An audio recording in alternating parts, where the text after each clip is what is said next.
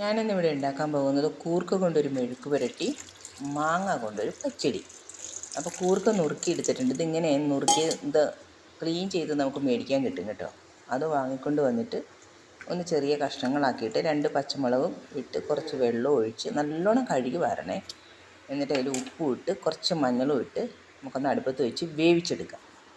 അതിനകത്തേക്ക് നമുക്ക് ആവശ്യമായിട്ട് ഞാൻ കുറച്ച് സവാള ഉള്ളി 2-3 മുളകും കൂടി ചതച്ച് വെച്ചിട്ടുണ്ട്.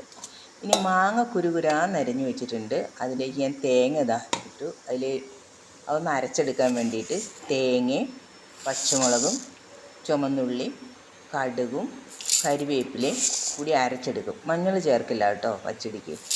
ഇതൊന്ന് തരിതരിപ്പായിട്ട് അരച്ചെടുക്കും. നല്ല പേസ്റ്റ് പോലെയല്ല, തരിതരിപ്പായിട്ട്. അതിലേക്ക് നമ്മൾ 1-1.5 സ്പൂൺ തൈര്, പുളിയില്ലാത്ത കട്ട തൈരും കൂടി ഇട്ടിട്ട്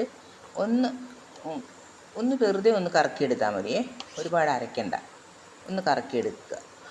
എന്നിട്ട് നമുക്കത് ഉണ്ടാക്കാം.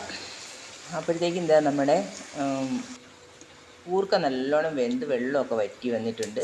നമുക്ക് കൂർക്കേനെ ആദ്യം ഒന്ന് വറുത്തിടാം.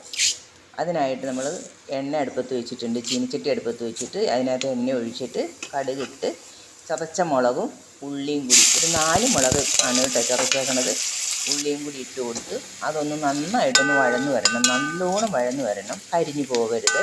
അതിലേക്ക് ഒരു നുള്ളു മഞ്ഞളും കൂടി ഇട്ടിട്ട് കൂർക്കയും കൂടി ഇട്ട് ഇതുപോലെ നന്നായിട്ട് തിരച്ചിങ്ങെടുക്കണം, ഒന്ന് തോർത്തിയെടുക്കണം. അത് ഒരു 2 മിനിറ്റ് അങ്ങനെ കിടക്കട്ടെ. അപ്പോഴേക്കും നമ്മൾ ചട്ടി അടുപ്പത്ത് വെച്ചിട്ടുണ്ട്. ഇതെൻ്റെ പുതിയ ചട്ടിയാട്ടോ, എനിക്ക് ഒരുപാട് ഇഷ്ടമായിട്ട് ഞാൻ മേടിച്ചതാണ്.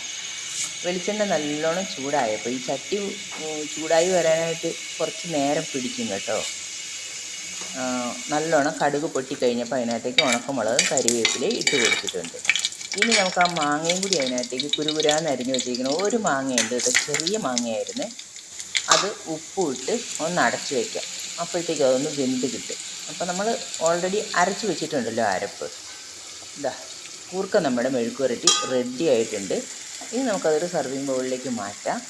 മാങ്ങ നന്നായിട്ട് വെന്തു. അതിലേക്ക് അരപ്പ് ചേർത്ത് ആവശ്യത്തിന് ഉപ്പ് പാകമാണോ എന്ന് നോക്കി കുറച്ച് ഉപ്പും കൂടി ചേർത്ത് ഒരു പിഞ്ച് പഞ്ചസാരയും കൂടി ചേർത്തിട്ട് നമുക്കിത് ഓഫ് ചെയ്യാം. തീ ഓഫ് ചെയ്ത് മാങ്ങാ പച്ചടി കൂർക്ക മെഴുക്ക് പുരട്ടി റെഡി ആയിട്ടുണ്ട്. ഓക്കെ, ഇത്രയേ ഉള്ളൂ ഇന്ന് എൻ്റെ വീഡിയോ.